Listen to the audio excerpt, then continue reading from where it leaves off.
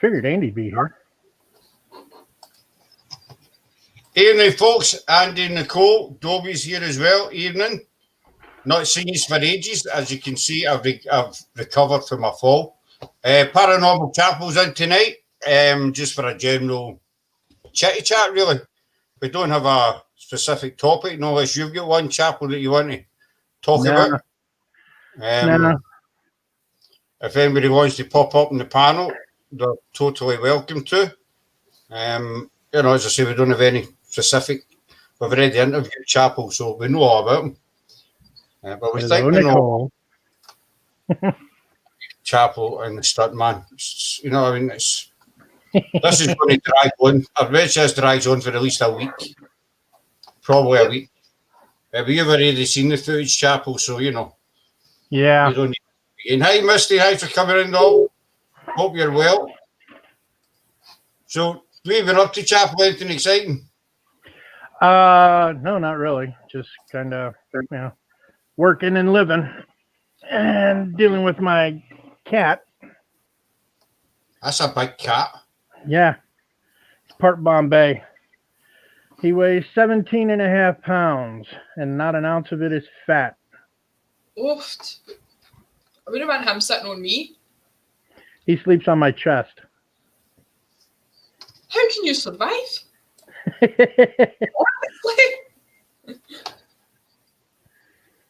Last time I was on panel with Scotty Chapel. When was that, Andy? And it's not, I'd already told you, it's not a chair I've got, it's a table. We're as we move up a wee bit, we'll gradually get to the chair stage. There's Steve in as well. Thanks for coming in, Steve. Hey, Steve. Hey, Dobby. Andy, if you want to come up on panel, you're no welcome.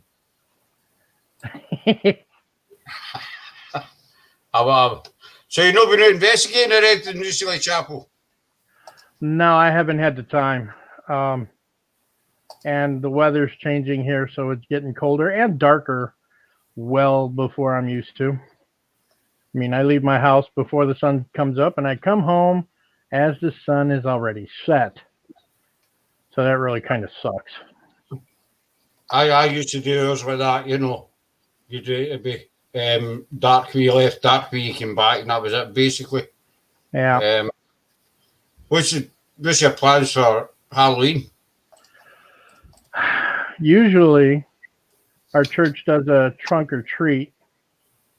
I don't even know if we're going to do that this year because of the plague.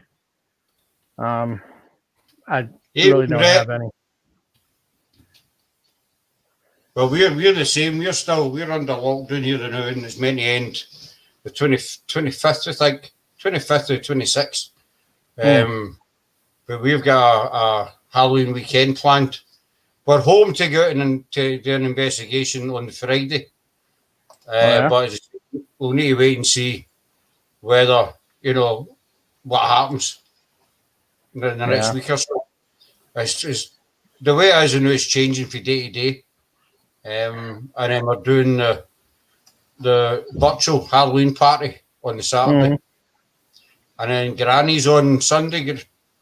We're having Halloween bingo with Granny or something like that. Is that right, B? I'm not sure about the bingo, but we'll do something with Granny. Granny's on in the Sunday, so we need to include on Halloween. It's our first Halloween, with us, so we need to do something there. So she'll be on the Sunday.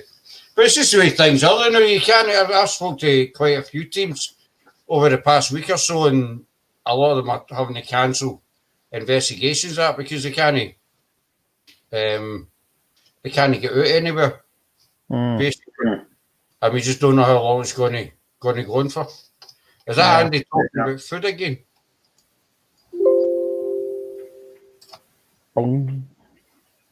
Yeah, they here in Iowa, specifically in the Des Moines area, they don't celebrate Halloween on Halloween. They celebrate it the night before, which is kind of ridiculous because I grew up celebrating Halloween on Halloween. They don't want. Uh, I gather, like in the '60s, they would do like a Devil's Night or something, and people would go out and prank and toilet paper and then vandalize, and they don't want to do that anymore. And I'm like, yeah, but it's not Halloween, so why are you trick or treating a day before? I don't get that. That's it. I'm originally from Glasgow, and we have Halloween on Halloween. But I moved to a place called Kilmarnock. It's about 30 miles outside Glasgow, and Uh-huh. they have Halloween the day before as well. Hmm. I found really. Scott, that's wrong. Up here, we have What? Halloween. Up here, we have Halloween the Friday before. Which is the day before. No, not necessarily, because if Halloween fell on a Thursday, we would have it the previous Friday. I sit corrected, Chapel. Sorry. They have Halloween before Halloween, Yeah. and I just think it's nuts, basically. It is. And when I first moved down here, the first Halloween I was myself in the flat, kids chapping the door way too early. You've not got anything in. You've no bought, so you make up wee bags from that. You've not got anything in. They don't want sweets over here, they want money. That's what makes a one these days, Brett. They're all wanting money. Gone are the days of getting a tangerine and stuff like that. Now it's a wee bit of coinage. Yeah. I'm not into trick-or-treat stuff in Belgium. They already sing at Old Year's Day. Is that a Belgium tradition, Old Year's Day? Nicole? Come on up, Nicole. You want to come up and panel, Nicole, and tell us about Old Year's Day?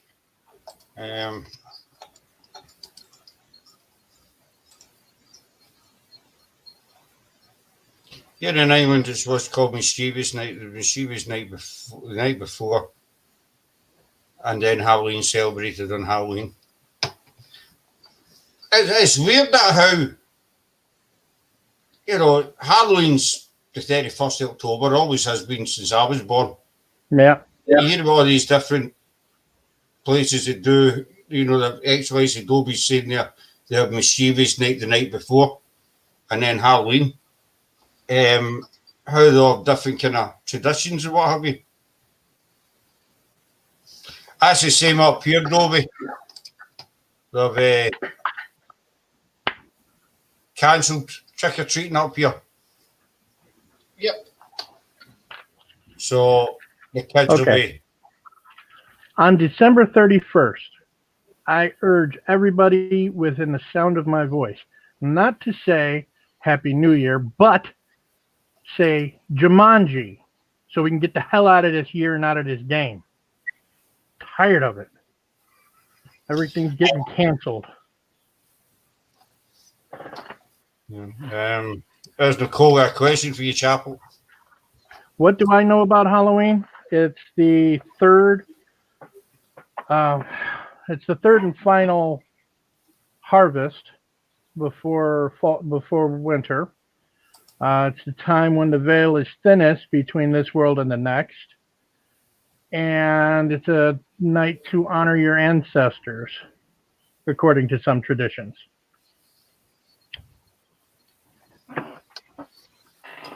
So, do you believe it's our best night for investigations, Halloween? I know a lot of teams go out on Halloween. You would think, but if a lot of teams are going out, there's going to be a lot of cross-contamination, especially if you're trying to do EVPs and whatnot, and there's multiple groups in the same location. It would be really, really, really hard to catch an EVP because you got talking over here, talking over here, talking over there, and you can't really differentiate who's human and who's not. Like they're doing. Yes, Nicole, yes. You're talking about the Dia de los Muertos. And sort of like that, yeah. people will have what my mother used to do, and I always thought it was weird until I found out about it. When she would set a plate on Halloween, she would set an extra plate where there's no chair, and she would put silverware across the plate.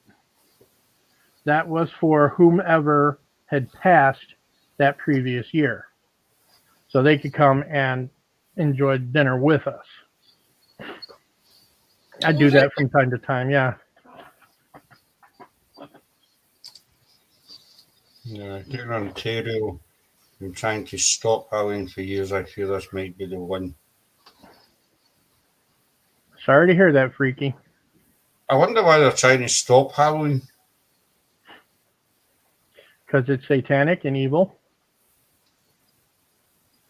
But is it? Do you know what I mean? It's kind of. I think everybody associates it with, satanic worship and, demonic stuff and what have you. Yeah.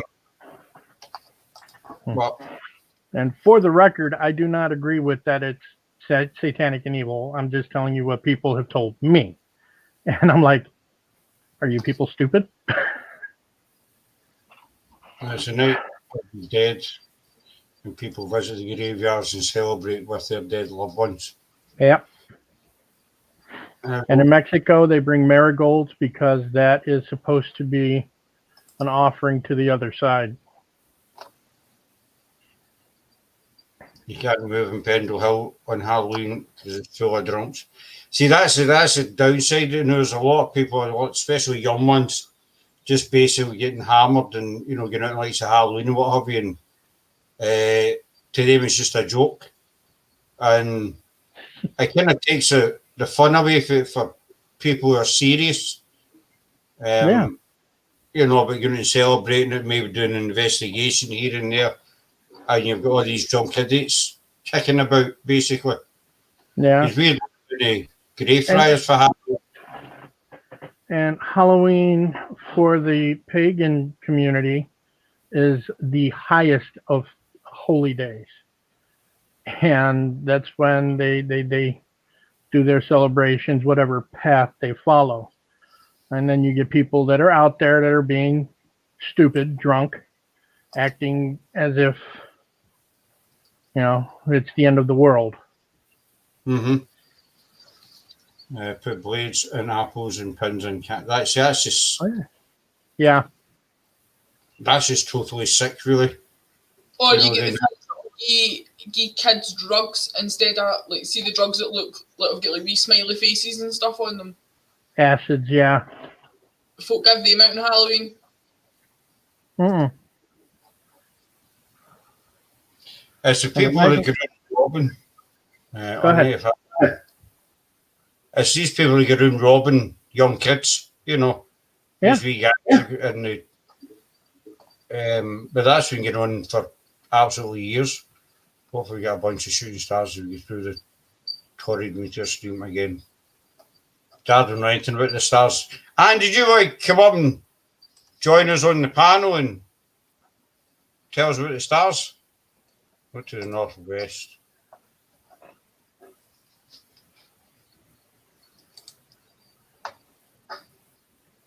Sorry with the idea, Steve. Not enough clear nights here and far too much.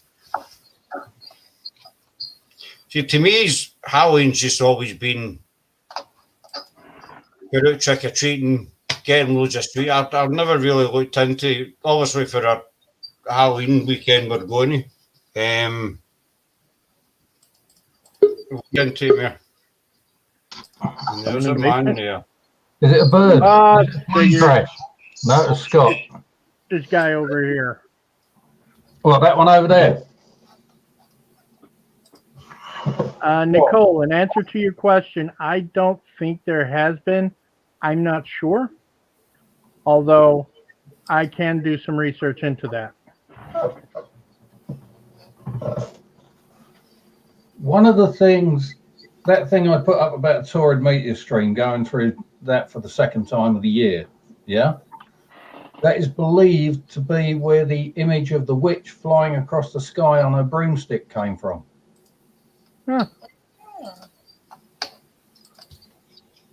God knows how long we've been travelling through this meteor stream twice a year. Once in the spring and once in the fall, yeah. June, I think. Yeah. is the Freaky, I'm first still time. sitting in that chair.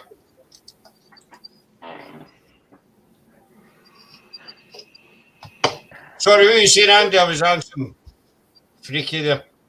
I You was know, just I was saying, listening. Scott is Yeah. practically in fucking motor mouth mode.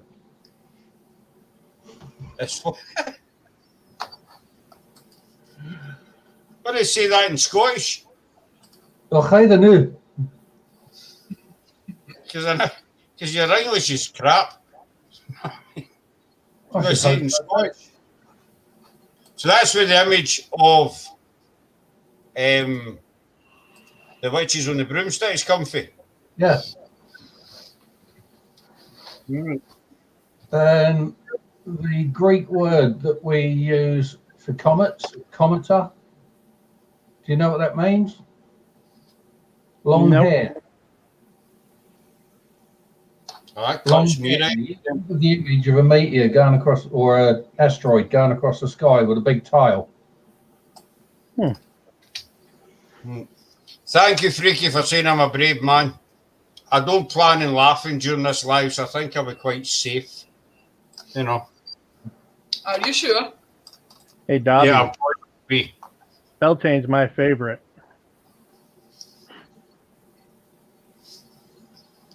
Which one's your favourite chapel? Beltane. Beltane.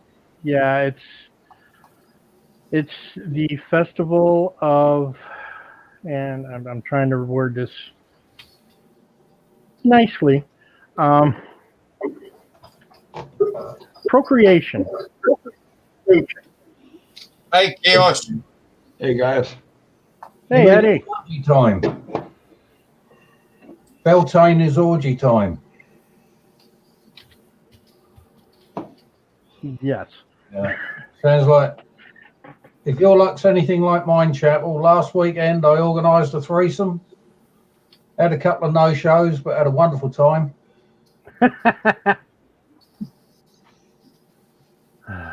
How come you behaved in Eddie's stream, but you come on our stream and it goes south already? That's 17 minutes. I was not the one that brought up the subject.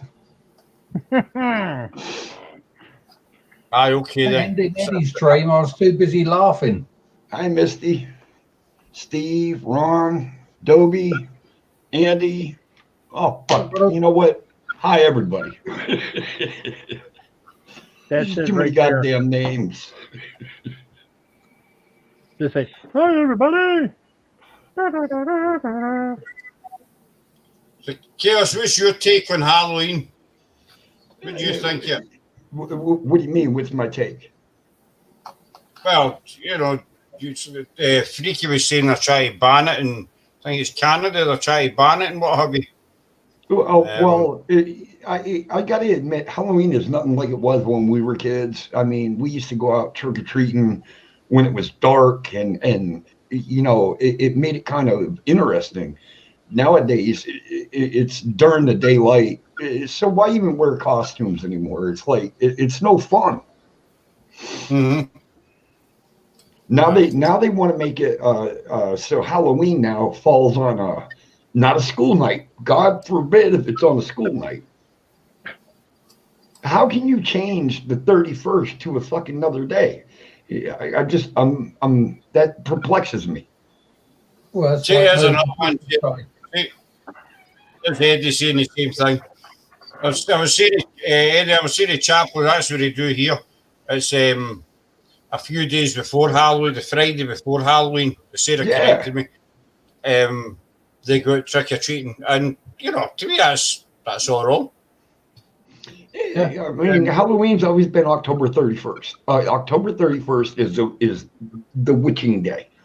You know, that's the day that the dead come back to the living, and that's what's supposed to make all the fun out of it. But now it's not like that anymore. I just like the celebration fire festival, not the Ration Saints. Yeah. That's what Dobby says now. Hey,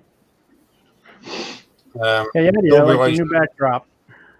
But Brett's an interesting comment. Where'd it go?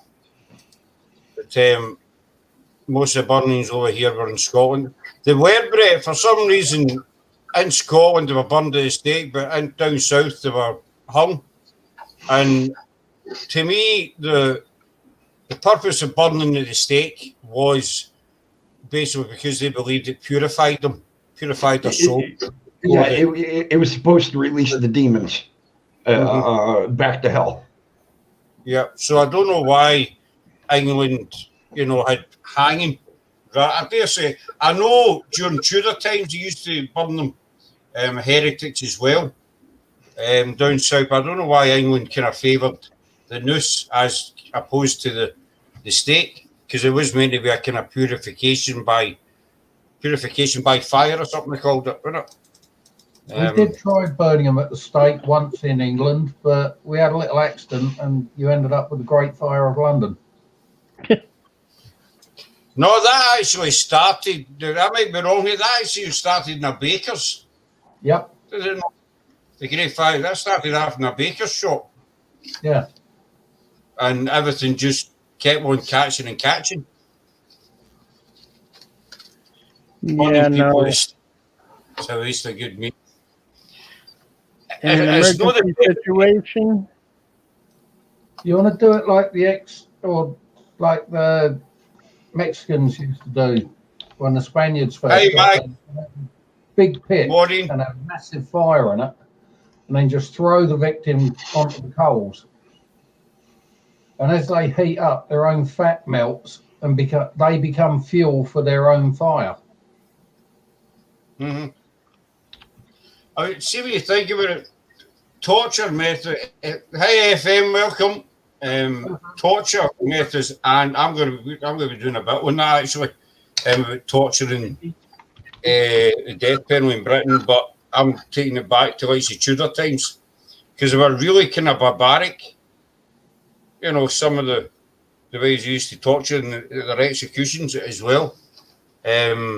Especially getting boiled alive and stuff like that. That was the execution for poisoners. You were boiled alive. The map and the scale of 67 Scottish Witch Hunts and stories of 3,140. Basically, back then, it was a way to get rid of your enemies. Your competition. Unfortunately, that's what happened in the case of the Pendle witches. Shit, even if you got aspirin, you were either possessed, you were a witch, you were a demon. It was like back then you couldn't get any kind of relief because if you did, you went against everything that they believed in. Exactly. And just if you'd asked for any kind of, as soon as the finger was pointed at you, you were condemned basically anyway.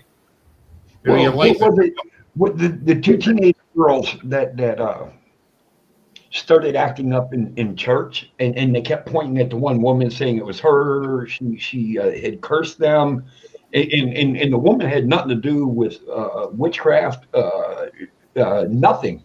And they ended up hanging her just because them two girls accused her because they wanted to act out in church. Exactly. You're talking about the Salem witch trials? Mm-hmm. It's just an excuse to get it. Exactly. What it was. Brett, it was to get rid of the competition. If you wanted their land, all you had to do was point the finger and say, he or she's a witch. Exactly. And it was game. It was harder to prove yourself innocent back then too, because if you had more than 3 people that would say, "Oh, she's a witch," you were done. And the whole trial by water. If you sank, you were innocent. If you drowned, you were innocent. If you floated, you were guilty and you got hung. Exactly. My problem is, if you're a big guy like me, you're gonna float. no matter what. But you're already going to Oh. be dead, so does it matter? Here, what I would do if they were going to duck me, I would find something at the bottom of the river and hold on. And hold your breath for as long as you can. Yep, absolutely. Oh, he was pure. He wasn't a witch. Then show up 3 weeks later. I told you, sons of bitches, I wasn't. Yeah, but then now all of a sudden you are because, wow, you're back. Mm, So now you are a witch. No, you were escorted back to the land of the living by Jesus. that's all you got to tell them. Yeah, but they never believed in that shit. But they Christian believe in faith- witchcraft. Christian faith was the ones that were kicking up over witches. We understand that looking at it from our perspective, but in their perspective back then, that was unheard of. How did God bring you back? It couldn't have been God. It had to have been black magic. Nicole saying 4 major witch hunts between roughly 1590. Edinburgh's got a long history of witchcraft. But so does a lot of other places, but Edinburgh's got a lot of history when it comes to witches. Yes, FM, fear of the unknown has always been prevalent, so happy that now we have a time of people beginning to let go of all that fear and would rather gain more knowledge of something unknown. But Well that's not said. necessarily true either, because a lot of people are still afraid of the unknown. And that's where fear comes from. Yeah. Wasn't it Galileo that on his deathbed, scared of the influence of the Christian church, withdrew his statement about the world being round and the world orbiting the sun, as opposed to the world being the center of the universe and the sun going around the world? I think you're right. I think it was Galileo. Yeah. It was. He recanted his testimony at whatever trial they had for him on his deathbed, and his exact words were, "We still move." Legends brings up a good point too. I'm not overly feminist, but I do think women who stood on their own were always looked upon as strange or a witch. They had loads of excuses to shout witch, because back then they didn't think women should be able to stand on their own. They always had to have the male in the house to provide, take care of, and so on. But if a woman was by herself, how is she doing it without magic? Hard work and elbow grease. But not back then. The other thing back then as well was, and as I say, it will sound sexist. It's not meant to sound sexist because I'm not sexist in any way. Back then, more women were accused than men simply because, let's say, Matthew Hopkins, the witch finders back then, they done it for money, reputation, and they saw women as being easier to get a confession out of than a man. Because they'll break down. Yeah. So the more women they convicted, for want of a better word, the more money they made, and the more it elevated them in the eyes of the king or the local council, whoever retired them, the church to find out, if they're witches. FM says she's talking about back then, and compared to how we've come to this day, that we've come a long way. Absolutely, I have to agree that society in a whole definitely has come a long way from where that stupidity, the belief, in all that is where it all originated from. Yes, we've definitely come a long way. And we still have a long way to go. Absolutely. Yeah. But how much of that has come a long way? Because these days you are allowed to question faith.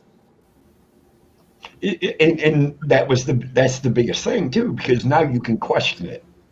Yeah. Whereas back then, if you questioned what was written in the Bible, you're obviously some sort of You were a heretic. evil person. Yeah. perspective, FM perspective, I agree with you totally. I mean, in a mind's eye, we have definitely moved forward from the era of do we accuse him or don't we? I mean, because nowadays they don't have that kind of evidence, or they have more evidence to say it's not true than they do to say, oh, guilty. I'm saying nothing, Megs.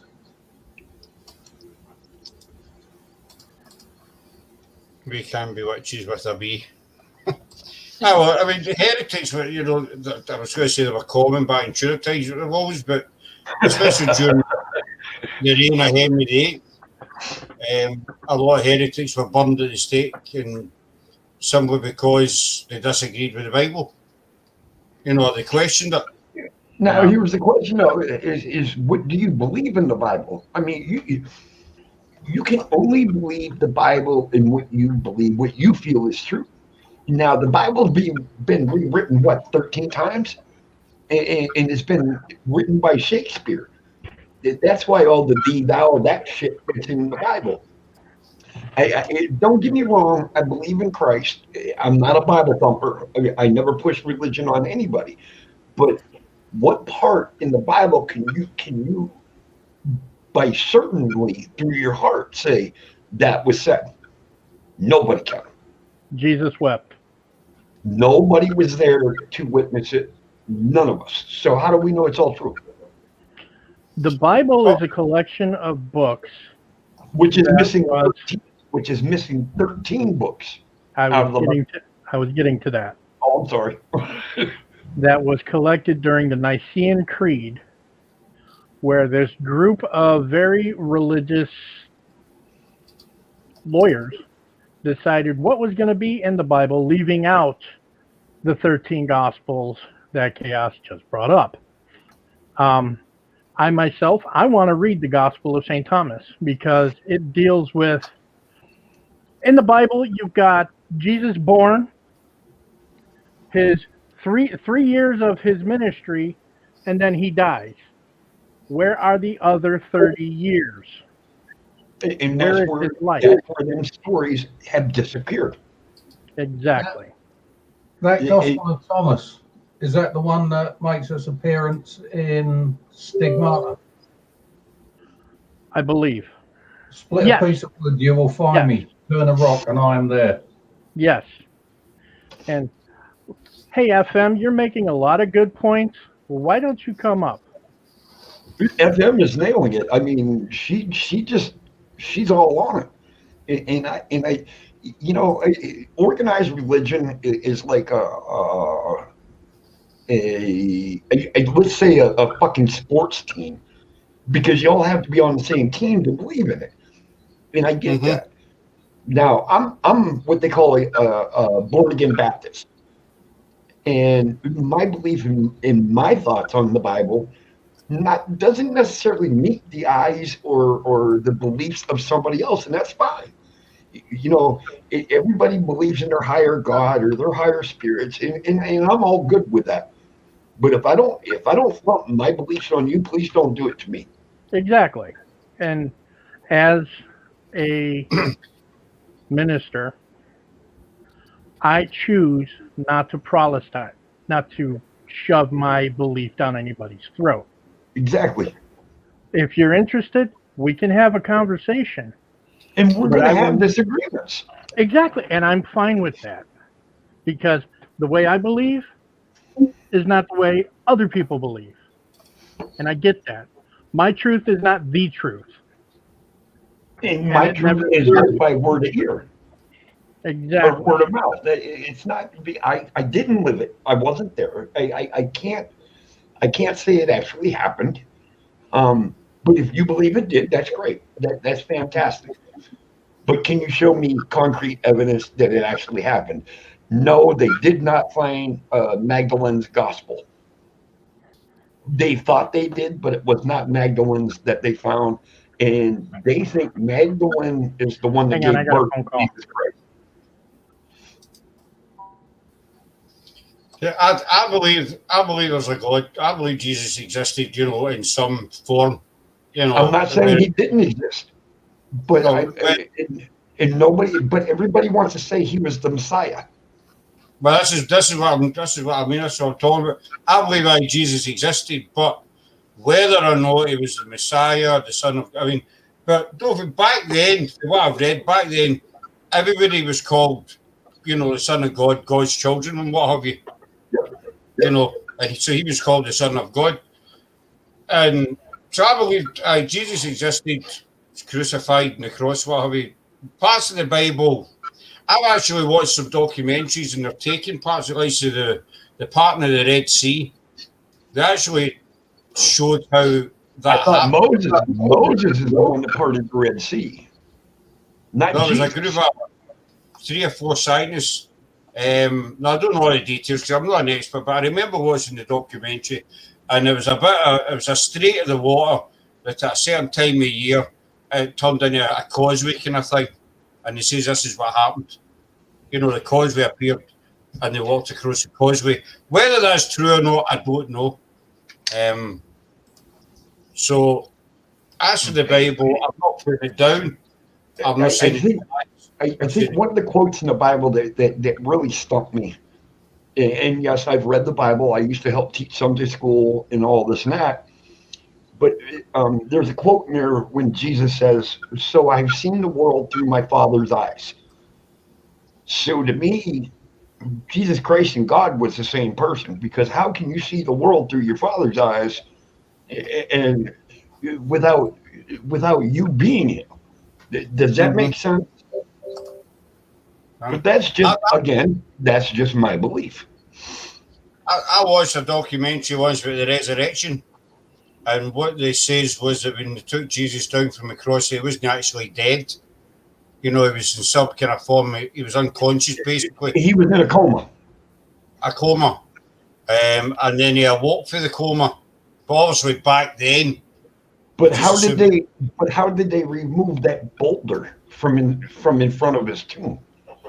Well, they reckon it was some of his disciples moved it. This is what they say. Some of his disciples moved it because they weren't convinced he was dead. They knew he was going to come back. So, and I was sitting watching it, and I'm thinking, well, it's possible. It is. I'm not saying that's what happened, but it is a possibility that he was in some kind of coma.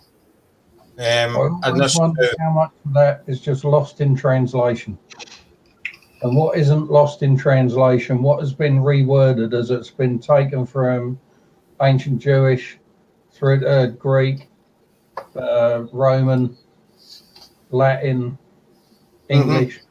Every time the Bible's reprinted, things are worded slightly differently. Yes, they are. Even things like the Lord's Prayer. The Lord's Prayer that I learned at school had thee and thy and stuff like that in it. Are you talking about the one that goes, Lord, lead me not into temptation?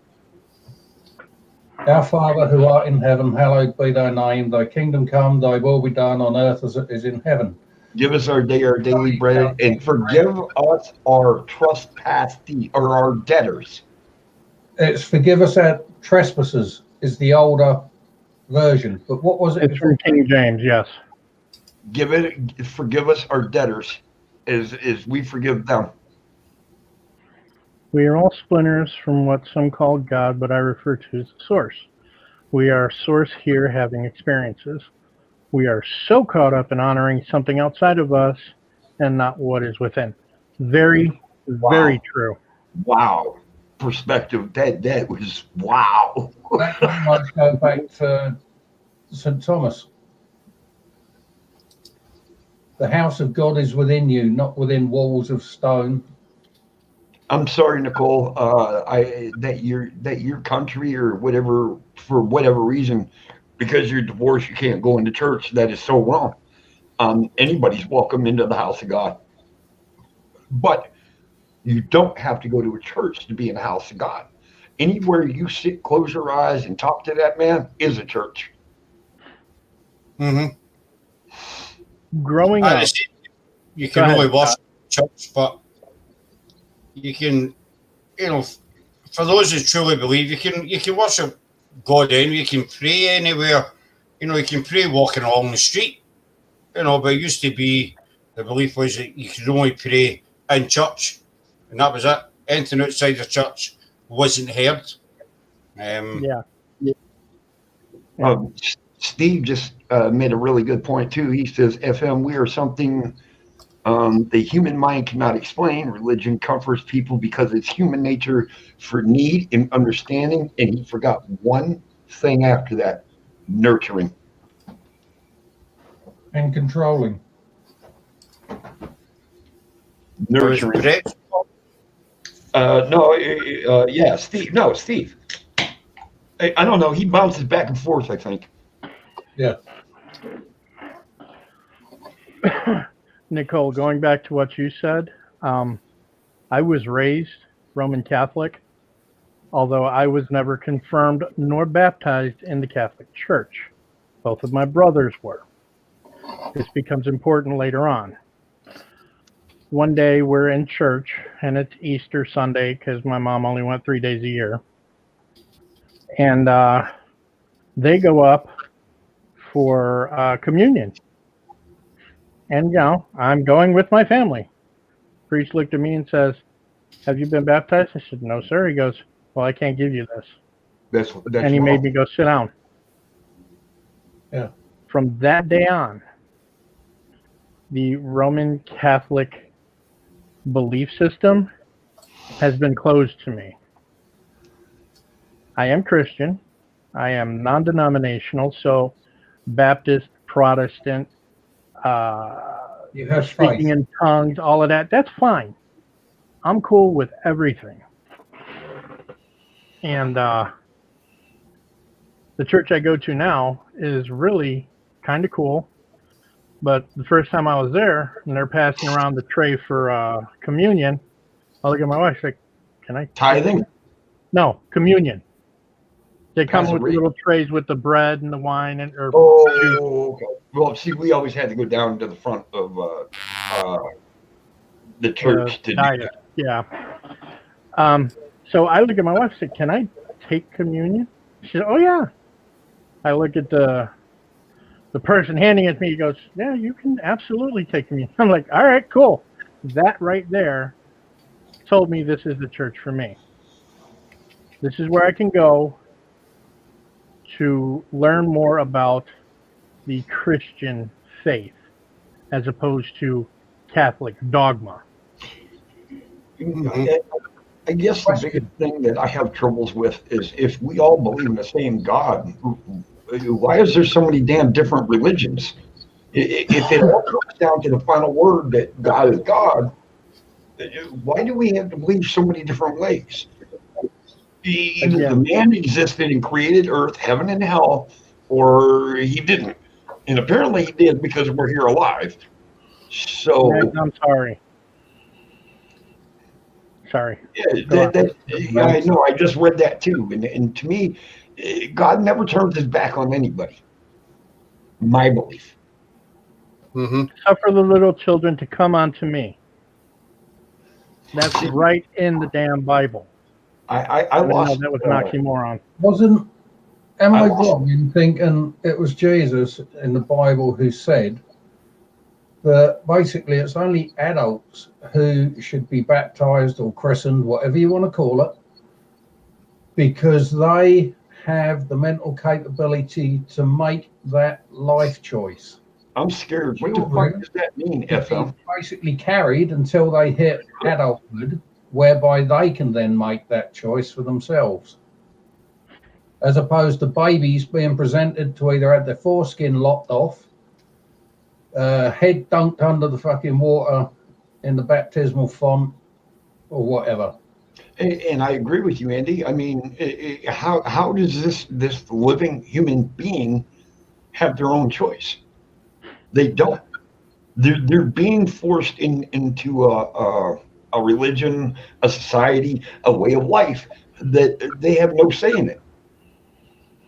And that's why a lot of kids now are rebelling because it was like now they're growing up, they're listening, and they had no idea that I didn't have a choice.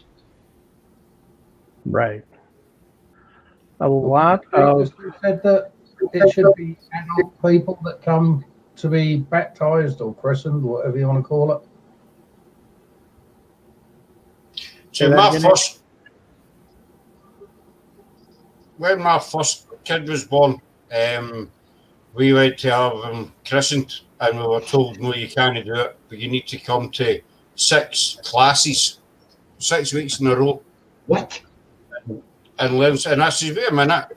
I says, we need to come and do a course so we can get our son christened. I says, I thought everybody was welcome in the eyes of God, And so we went to another church and asked him, and they says, no, bring, we'll gladly do it for you. But one church says, no, you need to sit this course and then pass a test. And of course, all that's free, isn't it, Scott? Sorry, Andy? All of that is free. No, it wasn't free. It was something like exactly. £25 a time or something it was. Hey, Zach. Wow. Hey, Zach. Hi, Zach. It's like my daughter.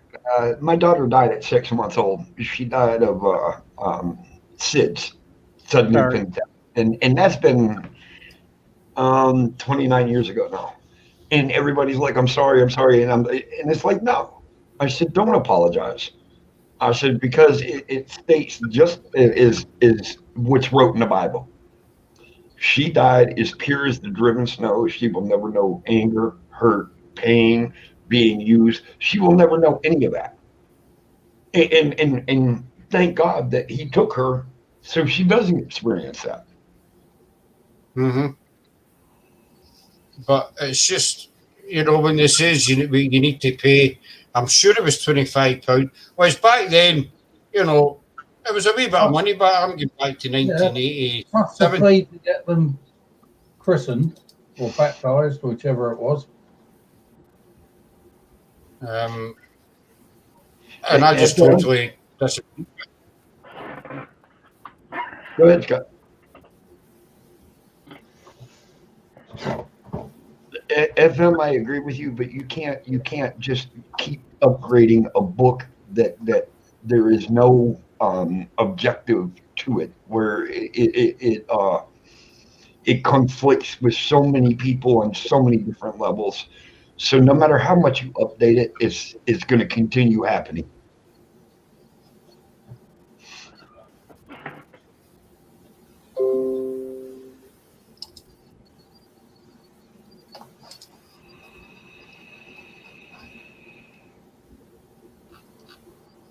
Same. What happened, yeah? Alrighty then. Apparently, my eyes ain't fast enough anymore. Am I actually on the live part of this, or? Yes, you're live. I don't know. My bottom bar is not even coming up to where I can tell. When I got married, the church one charged us £300. Just to ring the bell? Wow. Holy crap.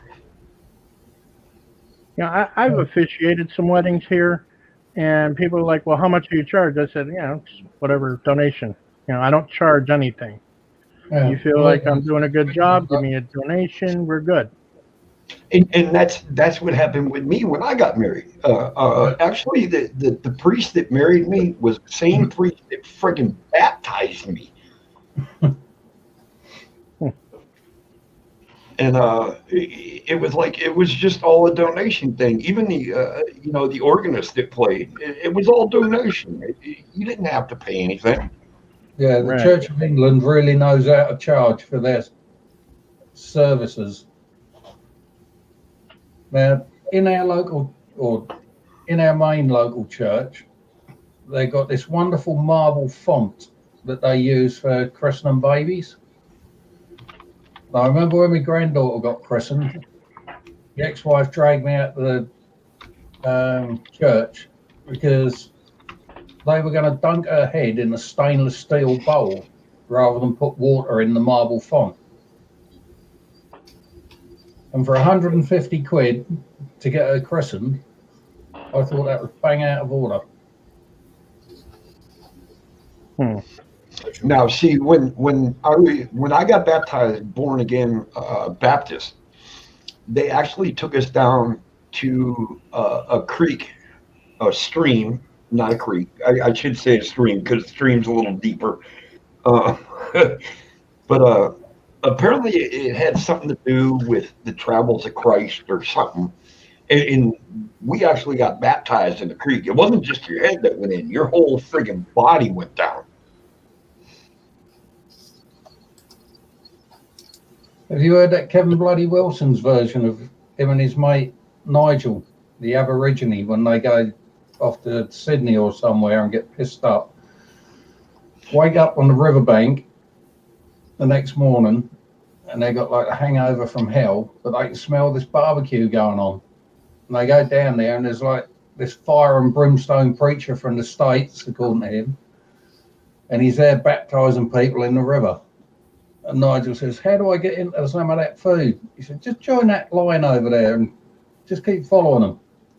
And Nigel finally gets up and this preacher grabs hold of him and says, I'll baptize thee in the name of Jesus. And he dunks him under the water, pulls him up. Have you seen the Lord Jesus? He said, nah, fuck, I was in too quick. He said, right, yeah, try again. And he pushes him under the water saying, I'll baptize thee in the name of Jesus. And he holds him under there for about a minute, brings him up. Did you see the Lord Jesus? And he said, no, fuck did I? You sure that's where the cunt fell in? Oh my God. That's bad. That's bad. That's totally bad. FM makes a good point. In reality, no one has a damn clue what God does anyway. You're right. Everybody's got their own impressions, their own, opinion, beliefs, whatever you want to call it, of what God's like. Some think he's an old man with white beard, sits on a throne and stuff like that. So, I guess the only way we'll find out is when we get there. What do you think, chap? I know you're a minister. I agree. We don't know. I have my belief on what God is. You have yours. Eddie has his. Andy has something. Andy has something, all right. My belief is, yes, God is God. God is too big to comprehend. So, as a human, I personalize that power into something I can recognize. I agree. I concur with that. Absolutely 100%. And I look at it this way. If God exists, then one day we're all going to find out. Yeah. Sooner or later, well, no, that's not necessarily true either. If you believe in heaven and hell, and the people that say they don't believe in hell, well, then I'm confused because you can't have good without bad. No. So how can you have heaven without hell? Oh, FM, we know that FM. Yeah. That's more than I ever am. FM, So we know that it's good intentions. I mean, I've met people who say they believe in God, but they don't believe in the devil. Or they believe in heaven. How is that possible? That's what I say. Especially as God created him. You got to have a balance. According to the Bible. Did not God create the angels? Aye, according to the Bible, Satan God created everything. As an angel. And now, who is considered Satan? Lucifer, the morning star. But what angel was it that had fallen? Lucifer. That wasn't his name. It was Satan. Okay.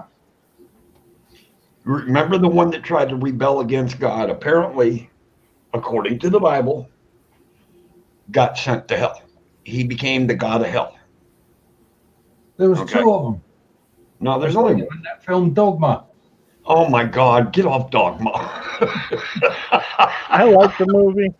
It is a good movie. It is. That's actually Shadow's favorite fucking movie of all time. It's funny as hell, and to me, it's not being offensive, which is something of a contradiction. But There's Brett saying Eddie that doesn't believe in heaven or hell, or the angels and demons. It has to be a neutral balance between good and evil, right and wrong. You can't just have it one way or the other. So for those that say they believe in hell or not heaven, or they believe in heaven and not hell, then they're confused because you have to have a balance. So if everybody thinks they're going to go see God, are sadly mistaken. But the only true way that you will never see God is blasphemy against the Holy Spirit. So the Bible says. Mm-hmm. The It's called balance. Go ahead, Scott. Sam. Don't know how you pronounce that. Samael, or something like that. Yeah.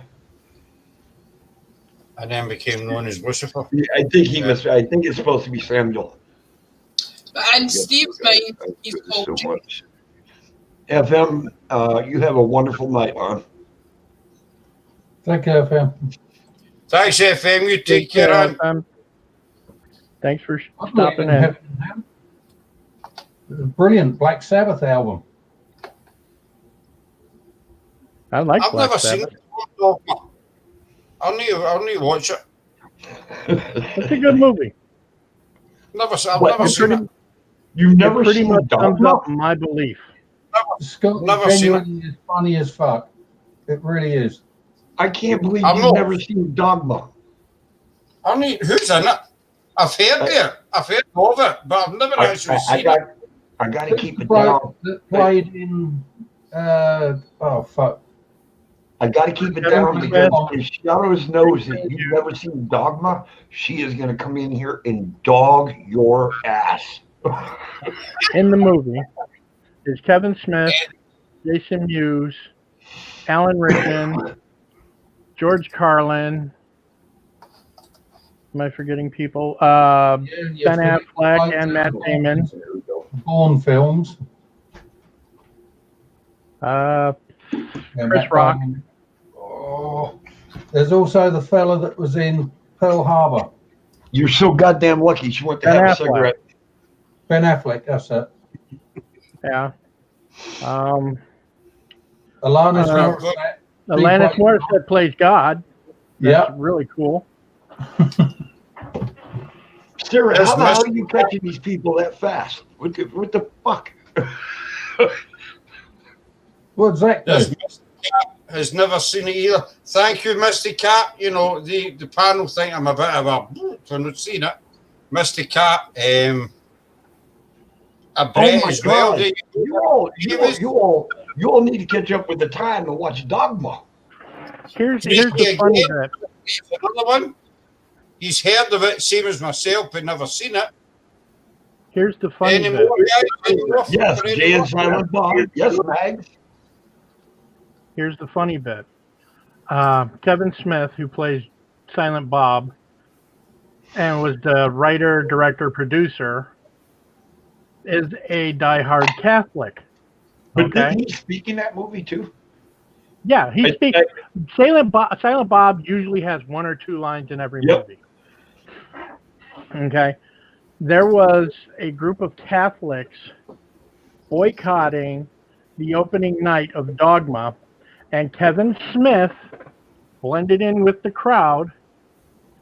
He's holding a sign, "This is the devil," blah blah blah, and they actually interviewed him on the news, and he said, "I've never seen it, but I heard some seriously bad things about it." I'm watching the news. I'm like, "That's Kevin Smith. That is the best idea for, promoting a movie that I've ever seen." And nobody even recognized who he was. No. I mean, he's a lifelong Catholic. All right, guys. I got to go downstairs and have a cigarette with the old lady before I get shot.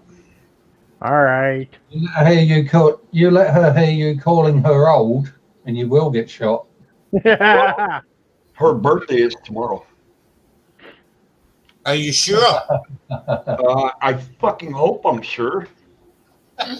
We had thought it this was last week. last night. No, bullshit. I Last never said Monday. anything about her birthday last week. We had this discussion last night, remember? My stepdaughter's is today, and hers is tomorrow. As long as you're sure. Fuck you. You know what, you white-faced bastard? Nicole brought up an interesting question, or a Yeah. topic, I should say. Was What that are night? your opinions about the Knights Templar? Yeah, put on As a this Mason, goddamn coat to go have a cigarette. as a Mason, I aspire to become a Knight Templar. However, that's neither here nor there. I really, really admire them, and I admire Jacques de Molay the most because he did not turn on his brothers in arms.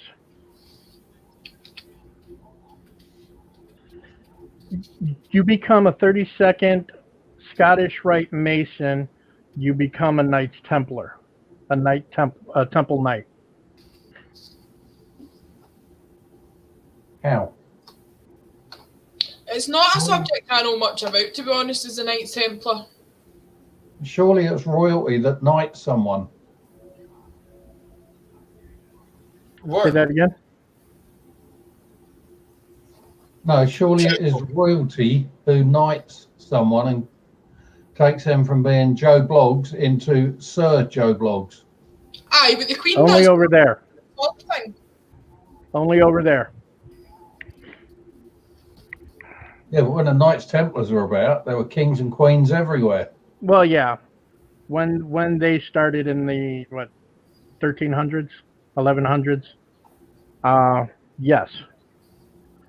But Masonically, a 33rd degree Mason would knight you when you become the 32nd degree.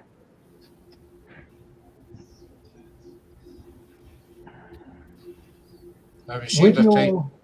involvement with the Masons, how much of the sacred geometry do you have to learn? Because that Now is where the Masons comes from, stone carvers that built Yes. the cathedrals and all the great buildings.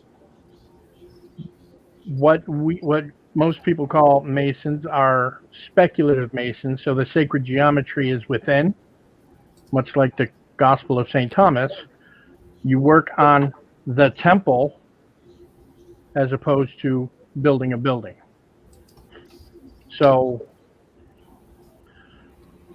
to get in, nothing. I knew absolutely nothing. I know more now after having gone through the Blue Lodge and aspiring to go further in my Masonic studies. The problem with that is it's a money cow. And I don't have the money. Welcome to my world. Welcome to the UK. So, Chapel for the Chapel, next you Prime seen Minister. Chapel, have you seen the film The Da Vinci Code? Have I seen the film what? The Da Vinci Code. Oh yeah, I loved it. I read the book too. So what's your... I loved the film. I think it was a brilliant film. That deals with the Knights Templar and stuff like that as well. Yeah. What's your... How close do you think the film is to reality? I think it took a lot of poetic license. Dan Brown didn't set out to write a story of the Templars. Well, I guess he did, but not an actual story, not a retelling of the Temple tales. I think he took some poetic license. And like Scott said earlier, or sorry, like Eddie said earlier, I wasn't there, so I don't know what all happened. All I know is that they started in the 1100s. They took a vow of poverty and chastity. They watched pilgrims going to the Holy Land. They set up banks, which really pissed off a lot of people. And Philip the Fair had them killed, or had them disbanded and murdered a bunch of them. And oddly enough, a crap ton got away, moved into other areas that were outside of France's reach. England. That too. Yeah. Private started during the Crusades. Napoleon enjoyed the favour of the Vatican. But then the fair. I take back what I said about the divine. There must be a God. Only he could have carved a 20-mile channel between us and France. I have 3 members of my family in Masons, 2 in Scotland, both passed away, and my nephew in England. It's something I've really looked into. See, the Da Vinci Code, I love that. I've seen it a few times and I love the film. And then you had Angels and Demons, but that dealt more with the Illuminati. I think Angels and Demons. Yep. But moved on to Illuminati. Yep. Actually, I think that one was playing on the Illuminati story, because the Illuminati didn't actually appear in it, other than someone trying to use the myth, so to speak, to further his own ideals. But that's true, but that's where Friday the 13th came through, that when they were all rounded up and slaughtered, basically, you say executed, basically just a massacre. Yep. And that's when Jacques de Molay was killed in France. But No, Nicole, you will not speak fucking Froganese with me. I've got to address one thing. The Masons are not associated with Christianity. In Lodge, and this is for Above Paranormal, in Lodge, discussions of religion and politics are strictly forbidden. When somebody becomes a Mason, they don't ask if they believe in God, but they ask if they believe in a higher power. So, at least in the Blue Lodge, it's not very. It's. There are some connections, but it's not an association with Christianity per se, because everything I learned is more thinking about how you become better as a person, and it's taught allegorically, but it's not Christian. Actually, a lot of sciences. There's geometry, obviously, rhetoric, logical thought, things along those natures. The ascendant bodies, and specifically, I believe it's the Scottish Rite, that as you get up to the 32nd degree, you are asked if you believe in Christian. Yes, they do. A very selectively worded oath. Cheers. My father tried to get me to join them. I had one word that he couldn't answer. Why? I don't drink at all, Steve, because I'm diabetic, and I've not seen any of my lodge brothers during a gathering or a lodge meeting ever have alcohol. In fact, our lodge is alcohol free.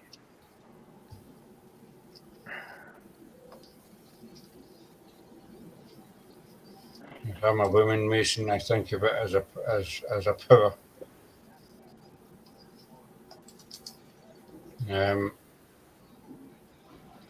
all-seeing eye. What's the chat about? It's something I've never. I say I've The looked Eye of into. Providence. Outside our local Masonic lodge, on the wall, they've got two equilateral triangles, one pointing up, one pointing down. Yeah. When I used to look at it as a kid, I used to think it was the Star of David. That's probably the To Eastern represent Star the Lodge. Star of David, or is it the typical male female in unity type symbol? See, that was in the Da Vinci Code, where you see two triangles up and down. The one point up was male, one point down was female, obviously. So just when you say that, I found that quite interesting you say that, because that was in, and as you know yourself in the Da Vinci Code, the theory was that the Holy Grail wasn't in fact an object, it was a person. It was Mary Magdalene. It was Mary's womb. Aye. So what do you think of that? Do you think that's possible? Or do you think it's kind of... Sure. I personally believe it. What I've never understood was if it was a goblet or a cup. Called a goblet. And Angel wanted me to let Miss Kate know that Angel wants to talk to her. Then I went out on the side and I'm like, I'm having a cigarette. I'm like, well, where the fuck is she? Shut up, Eddie. I can't come back up here. You're not here. Oh, we're just going to listen to him. Do your bitching elsewhere, woman. Hey, Eddie, mute your damn mic. I just heard the side door. I said, that was me. I went out, I had a cigarette, I came back in. He's like, I don't know where she is. I'm Sarah, like, can you? either. Anyway. What do I know about it, Let's Dybic? mute him for the time being. I know nothing about him other than what I've read. I've never Yes, Nicole, I can see it, but I can't wave because you've got it so close to the phone you can't see me. She's pigging out on chocolate. Shocking. Knights Templar took a lot of their imagery from places and religions. Yes, it does confuse a lot of people. Like I said, I don't know much about it or the Masons for that fact, but obviously once we done Winchester, there was a whole load of stuff come up about the link. Mm-hmm. Just So confused. what's your thoughts on that chapter, the link between the Winchester house, or Sarah Winchester, I should say, and the Freemasons, etc.? Nothing. I don't think there is a connection between the two. I know Masons worked on the house itself. I know Sarah Winchester, after she became widowed, she spoke to a medium or sensitive or psychic, whatever. And that person told her to take the money that she got from her husband's business and build a house, and continually to build this house until she died, because the spirit build it in such a way that the spirits of the people that were killed with his guns would be confused and not get to her. Sarah's the expert on the Winchester. I'm not, I'm afraid. I wouldn't say I'm an expert. I would Well, say you know more than me. I'm clued up slightly, but I wouldn't say that I was a huge expert. But obviously, there's meant to be a link to the Freemasons because of some of the patterns and stuff on the windows. And The thing to remember, Brett, is long before the Vikings, if they actually got there, long before they got to the Americas, the Austral Indonesian people also got there. And the evidence for that is tied up in the South American people in their DNA. They're carrying the same marker that the Australian Aborigines carried.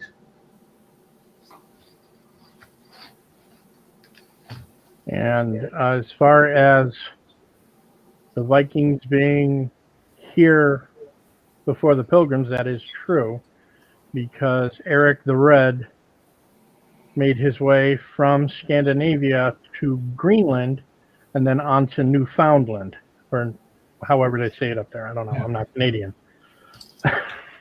There are settlements that that predate European people from that have Viking symbology. Yeah. But when they got to Greenland in the medieval warm period, where it was much, much warmer than what it is today, fuck global warming, that's a con. They actually settled there and farmed, and the ground was so fertile that the farmers there had massive, massive wealth. Yeah. And then when the medieval warm period came to an end and we entered the mini ice age,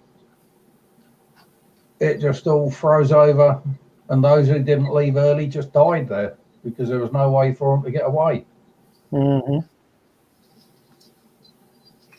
Max misses I think a lot of symbols that people claim in more modern times can also be traced back to much older religions or sects. Sex. That word there that's on the screen. Eddie's trying to talk. It's sex, like sex. Wow. Wow. Hey, do us a favor. Next time you go for a smoke, mute your damn mic. Because we heard you yelling. Couldn't hear each other, but we could hear you. Have a good night, guys. I gotta try to take care of things. Oh, dude, I was just kidding, man. No, I'm not. Okay. All right. It's been great. It was a good talk. It really was. Couldn't have been that great if you're leaving us. Fucking Canadians are ungrateful bastards. Talk to you soon. All right. Thanks for coming in, Eddie. Yeah, Scott, thanks, Eddie. you brought that Canadian to tears earlier, and now he just walks out and ditches you. I know. Well, that's the bitch I am. How's that? All right, You guys. take care. Okay. And say hi to Missy for us. I will. Hey, Holly. Everybody says hi. Hi, Missy. She's waving hi to everybody. Don't forget to show us Scott's stunt movie. Oh no, I'm going to show her. No, Put it on repeat. Put it on a loop. I already told her about it, and she looked at me like, "What?" And I said, "Oh yeah." I said, "He just fucking fell right out of his goddamn chair." Thanks, Don't Eddie. you do it, right? Above Paranormal. Scott's age. Hey, I'm not far behind them though. That's the scary part. What do you mean behind? What do you mean behind? You don't mean in front? No, you're older than me, motherfucker. Cheeky bastard. Have a good night, everybody. You better see you soon. We'll meet up. Yeah, yep, you'll see me soon. Take Night, it easy. Eddie. About 30, 45 minutes, something like that. All right, guys. We're back on at midnight our time, so but I'll mail you anyway. Midnight your time. Oh, that's 9 p.m. my time. I'll be in bed, dude. Ah, pussy. What is Midnight this? our time is an hour and a half. I work overnight. What do you mean, pussy? I got to get sleep. Eddie, Nah. Night above. You can sleep when you're dead. midnight our time will be in an hour and a half. It's 22:23 here now. We're 9 hours behind Scott. Oh, behind. Oh, yeah, it's not ahead. Shut up. I'll see you in a half hour. Yeah, go back to bed. Have a good night, guys. Take it easy, Take Eddie. care, mate. Talk to you soon, bro. Hi. Brett, the thing to think about, where our so-called scientists claim that we were still connected to Europe 8,000 years ago, is about 13,000 years ago, we had the first exit from the ice age and then walloped straight back down in pre-glacial temperatures for, I think, 1,200 years. And then there was a massive temperature spike coming out of it again, very rapidly. And the evidence for that is in the Washington Scablands. If you have a look that stuff up on YouTube for video footage of them,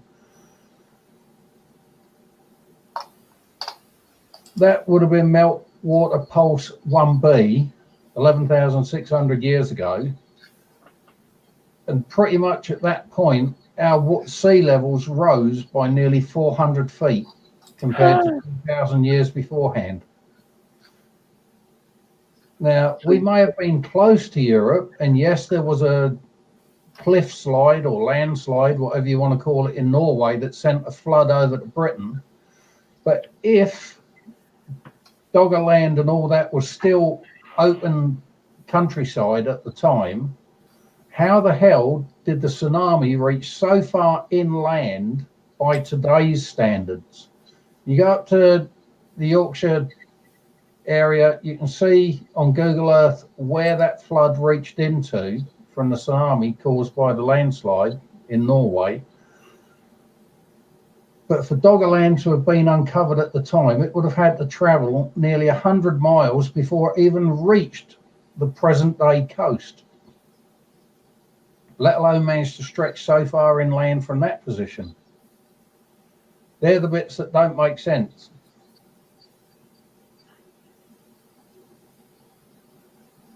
I have no idea.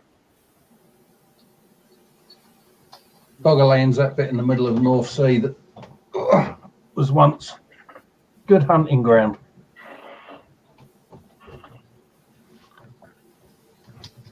I'm going to ask you a question. It's totally off topic, what have you, and it's just your opinion. I was watching a documentary on the pyramids the other night. You know how they were built. You know who built them, etc. This explained how they were built. You know, no slaves. I originally thought it was slaves that built them. Yeah. But it proved that it wasn't. But Sarah has got a different theory on the matter. Have you, dear? Yes. Which is? The aliens built them. Landing pads for alien spaceships. That was according to Dr. Daniel Jackson on Stargate, anyway. Who do you think built the pyramids? I'm not going to don't do alien subjects and all the rest. It's just it came out of my head because I was really engrossed in that documentary the other night. It was really, really good. I still don't believe that the pyramids' actual true date of construction has been remotely established, because they claim the Sphinx is something like 3,500 years BC. And yet there's thousands of years of rainwater damage to the quarry that the Sphinx was cut out of. Mm-hmm. The walls of that quarry have seen thousands and thousands of years of heavy, heavy rainwater. The last time we had rainwater like that was at the end of the last ice age. That was 11,600 years ago. I've heard that the Sphinx is meant to be a lot older than the actual pyramids herself. Yeah, quite possible. And the head on it has, in my opinion, been recarved because the head don't fit with the body. I've heard that. I've watched a documentary on that as well. It's not the original head on it, carving on it. Because you've got a massive body and a tiny little fucking head stuck on it. What I understand about the pyramids is that we cannot, in this modern day, with modern equipment, build them the exact same way. No. Mm-hmm. We haven't got equipment strong enough to do the job. No. In Lebanon, there's a place called Baalbek where there are 3 stones that form part of the ground that the Romans built a temple on. But individually, I think these stones are over 1,000 tons each. Well over 1,000 tons. The Romans couldn't move blocks that big. No. If they did, they would have used them everywhere. Rome wouldn't have fallen. Rome was what? Rome wouldn't have fallen if they were able to move blocks that big. They No. could have fortified the city. Oh, it's the same as you said that they wouldn't be able to build the pyramids in this day and age. I mean, I watched a documentary a long time ago about Stonehenge, and these engineers had all got together and they tried to build, you know, one of the archways, for one of a better word, using the materials that they think, you know, the people who built them with it, and they couldn't do it. They gave up. All they had was ropes and rollers and stuff, bits of wood, and they ended up giving up because they say, and these were guys at the top of their fields, you know, engineers, etc., and they could not do it. And they says, we don't know how they done it, how they managed to build them, just using what we've got here. So I think pyramids is along the same lines, because the documentary I watched, it showed you that how they get the stones right up to the top. You know, they built a big ramp going right around the pyramid, right up the very top, and dismantled it. And it took something between 20 and 22 years to build each pyramid. And they transported the stones by up and down the Nile. This is how they got the blocks to the pyramid on water, basically. I thought, well, it's always fascinated me how, you know, you can back with 2,000-3,000 years, whatever it is, how they managed to actually design these and build these. And one bit of the documentary, the guy took a bank card, a credit card, and he checked the blocks. And it wouldn't go in. Says that's how precise these blocks are. You cannot fit a card in between them. And that's after all these thousands of years of wear and tear and erosion and whatever. I'll give you two names of books that if you ain't read them or listened to them like I do, it'll make you question a lot of what you've been taught as scientific fact. Fingerprints of the Gods by Graham Hancock, and also what's the other one? Magicians of the Gods by Graham Hancock. You remember the film 2012? Yeah. Yeah. Well, that thing about Hapgood and his theory of crustal displacement, this, that, and the other. Yeah. If you wade your way through the credits at the end of the movie, they'll say, inspired by Graham Hancock's Fingerprints of the Gods. At first, that was the only way that, with the knowledge base that was out there, that was the only way that Hancock could account for certain things, plate tectonic or tectonic mass movements of the plates, like sudden ones, not over millions or billions of years. Right. But since then, he's followed other lines of theory.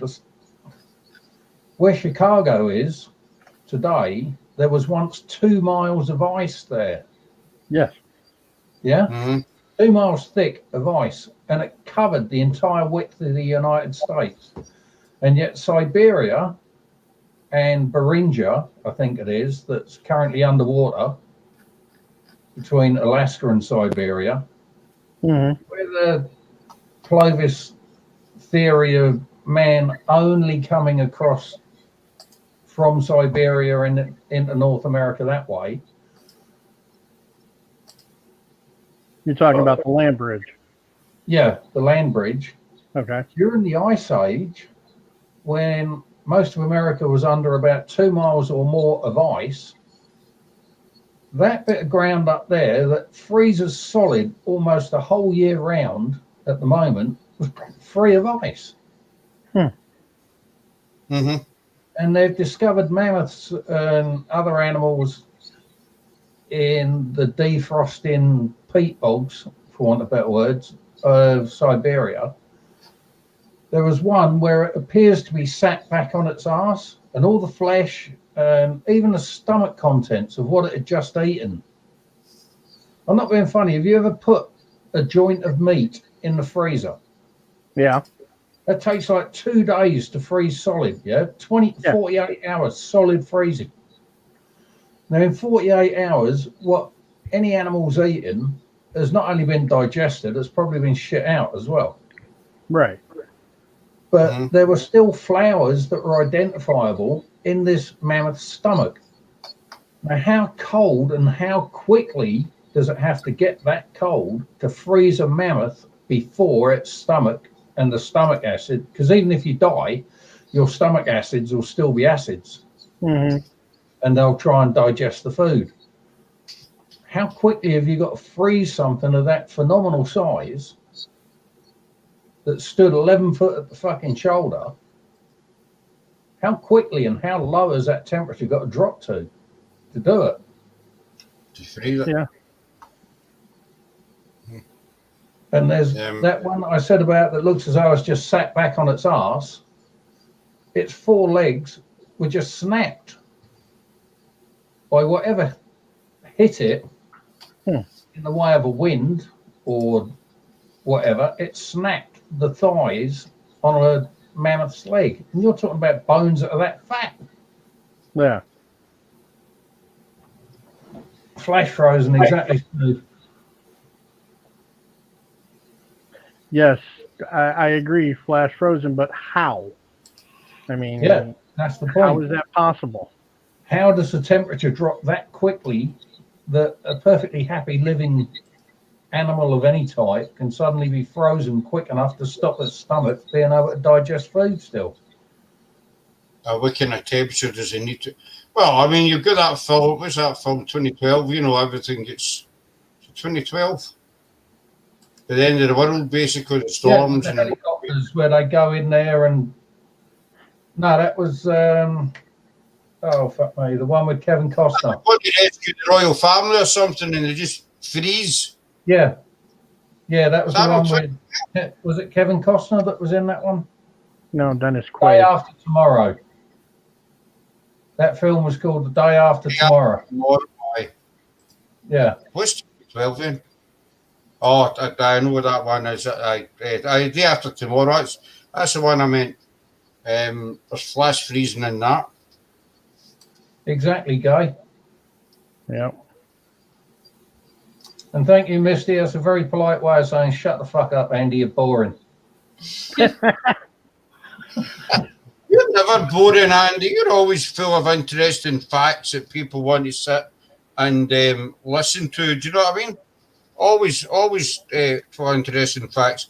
But I think we're going to wind up. It's an hour and a half. We're back on at midnight with Ghost Bitches. If you guys are still about, you're welcome to come up. All right. In about an hour's time.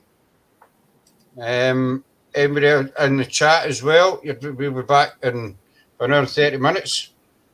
With Ghost Bitches, I believe they're from New Zealand or Australia. One of the two. Down the bottom anyway. I know that. You're welcome to come back up in the panel. Paranormal Chappie. Paranormal Chappie. Sorry, Chappie. I don't know why I said Chappie.